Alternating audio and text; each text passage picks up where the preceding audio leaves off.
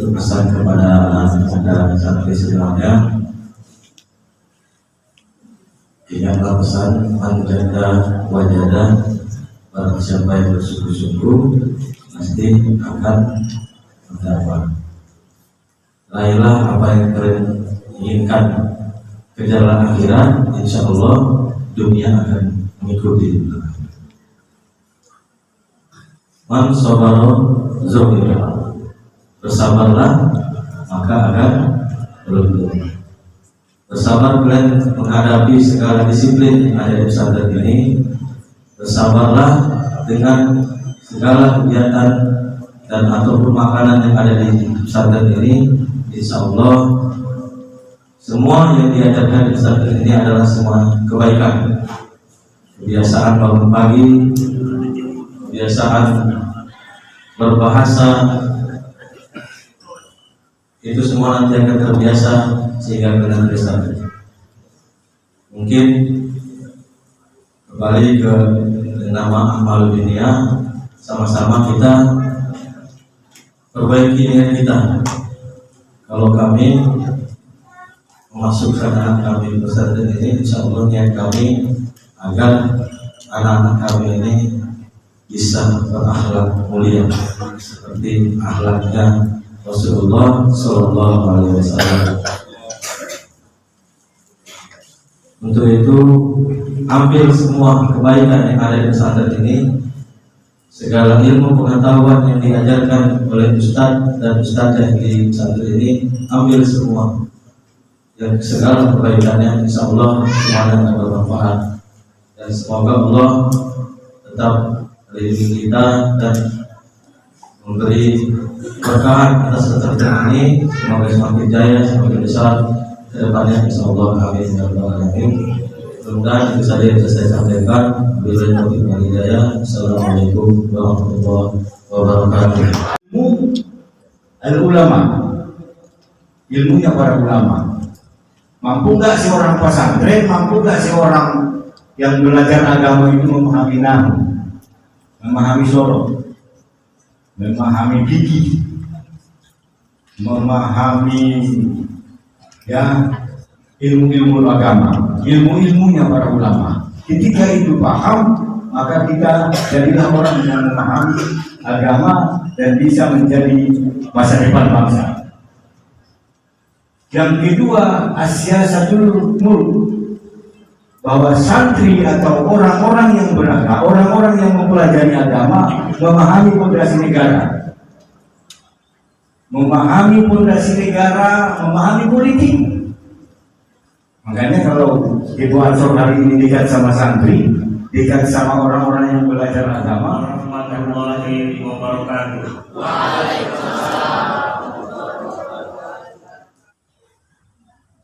Kegiatan ini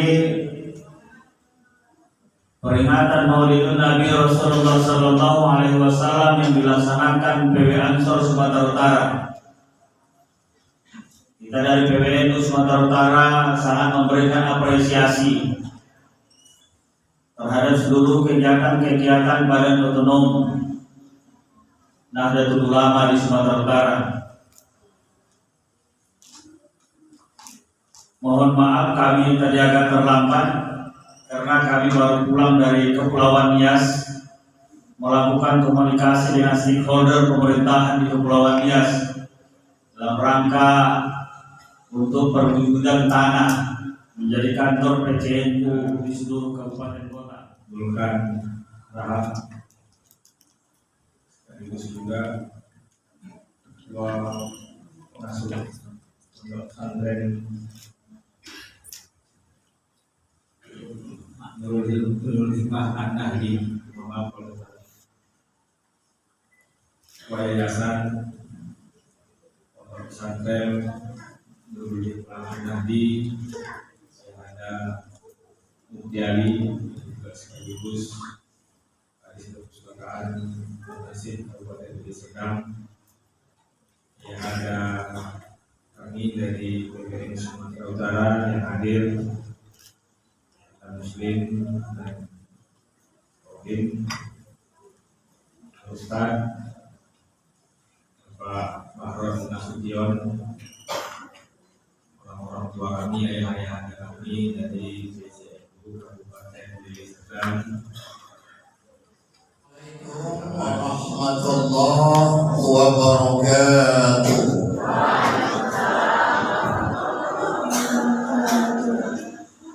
Alhamdulillahilladzi arsala rasulahu bil huda wa dinil haqq liyudhhirahu 'ala ad-din kullihi walau karihal kafirun.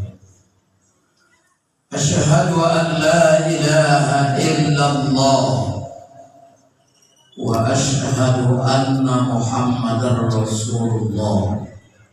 Allahumma salli wa sallim wa barik ala nabiyil karim nabiyyina sayyidina wa syafi'ina Muhammadin wa ala alihi wa ashabihi ajma'in. Amma ba'd. Untuk apa dan apa perlunya dan untungnya buat kita diutus Allah Rasul? Kalau usah ada Rasul, kenapa perlu?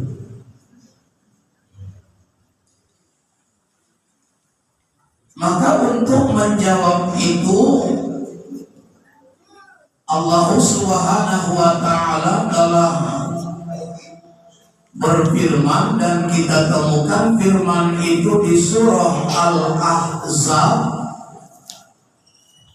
Kita awali ayat 45 dan 46. Surah apa nak? Al-Ahzab ayat 45. Di situ telah dijelaskan Allah buat kita semua. Untuk apa pentingnya dan apa untungnya Rasul itu buat kita. Apalagi buat NU tentunya.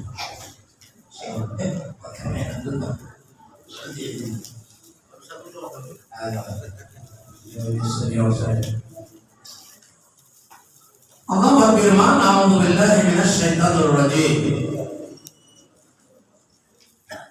Ya ayyuhan nabiyyu inna arsalnaka syahidan wa mubasysyiran wa nadhira wa da'iyan ila Allah bi'idnihi wa sirajan munira." Hai Nabi, sesungguhnya kami mengutusmu. Nabi menerima wahyu untuk dirinya, dan jumlah nabi tak ada yang tahu berapa banyak. Wallahu a'lam. Kemudian Rasul menerima wahyu dan wajib disampaikan kepada umat atau kaumnya. Jumlah Rasul 313. Cuma yang wajib kita imani 25 Nabi dan Rasul, karena itu yang disebut nama-namanya dalam Al-Quran. Dan yang 25 itu ada yang menjadi ulul azmi, berapa? 5. Jadi dari 313 menjadi 25, dari 25 menjadi 5, dan di antaranya ada Nabi Rasul yang istimewa, Nabi kita Muhammad SAW. Inilah yang kita peringatkan. 12 Rabiul Awal itu tidak hanya hari lahir Nabi, tapi ada 3 peristiwa yang pertama lahirnya 12 Rabiul Awal, yang kedua hijrahnya ke Madinah 12 Rabiul Awal sebagai perjuangan membuat perubahan, dan kemudian ketiga meninggalnya juga 12 Rabiul Awal. Jadi 12 Rabiul Awal lahir, 12 Rabiul Awal mengawali perjuangan, 12 Rabiul Awal juga menutup. Jadi lahirnya dan wafatnya sama. Lalu untuk apa Rasul itu diutus? Dan Rasul itu adalah pilihan Allah. Pilihan Allah. Dan Allah tidak pernah salah pilih. Kalau presiden dia jawab manusia, mau gak salah pilih? Alhamdulillah ya. Ke depan mudah-mudahan NU tidak akan pernah salah pilih. Tidak akan pernah salah pilih presidennya, gubernurnya, bupatinya, wali kotanya, camatnya, kepala desanya. Jangan salah pilih. Lu bisa harus yang bisa menutup pidato dengan wallahul muwaffiq ila aqwamit thoriq.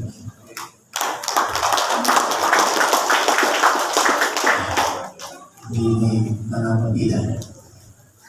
Kalau adanya itu kenapa yang lainnya? Ya? Allah gak pernah salah pilih, dan NU pun insya Allah tidak akan pernah salah pilih. Lalu Allah memilih Rasulnya itu tidak semasalah pilih. Mudah-mudahan kita juga warga Nahdliyin ini tidak pernah salah pilih. Untuk apa dipilih Allah, diutus Rasul itu? Pertama adalah syahidan, menjadi saksi. Menjadi saksi. Saksi tertinggi adalah asyhadu an la ilaha illallah wa asyhadu anna Muhammadar Rasulullah. Aku bersaksi bahwa tiada Tuhan yang pantas disembah kecuali Allah, dan aku bersaksi bahwa Muhammad adalah Rasulullah. Kapan kau saksikan? Apanya yang kita saksikan?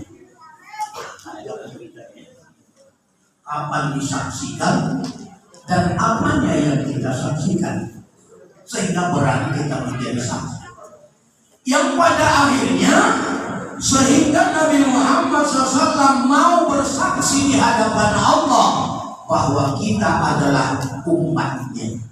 Dan andaikan mau Muhammad mengakui kita umatnya di hadapan Allah, itulah yang disebut dengan syafaatul uzma. Dan syafaat itu luar biasa, bisa merubah takdir.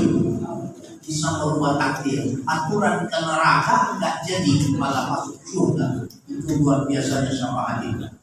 Dan apabila mau Nabi Muhammad SAW mengaku kita umatnya, dan saya yakin insya Allah apalagi orang NU, beliau akan mau mengakuinya sebagai umatnya. Kenapa tidak? Buktinya ada. Apa yang Nabi saksikan dari kita sehingga beliau mau menjadi saksi? Pertama kata Allah di surah Al-Fatah ayat 29, simahum fi wujuhihim min atharis sujud. Apabila nampak di wajah mereka, bukan di jidatnya. Halo, berada di wajah bukan di jidat, bekas-bekas sujudnya. Sujud yang dimaksud adalah sholat. Apa bekas itu? Apa yang terputih? Putih bukan. Dua dalam muka orang di akhirat. Apa yang atau aswad dan putih atau hitam. Yang putih bukan. Oleh karenanya, anak kami para santri, Triwati, make up yang paling bagus adalah sujud. Make up paling bagus adalah sujud sampai putih dia, sampai di hadapan Allah. Dan Ibu ini semua putih, wajahnya semua yang Nabi kita sebagai umat. Artinya apa? Bekas sujud yang dimaksud tentunya adalah sholat, bukan sujud-sujud saja. Maka insya Allah orang-orang NU adalah orang-orang yang senantiasa menegakkan sholat dalam kehidupan. Ini saya pikir adalah harga mati juga ya, sampai ada kalian NU yang tidak sholat. Itu ada di kerja-kerja di bawah.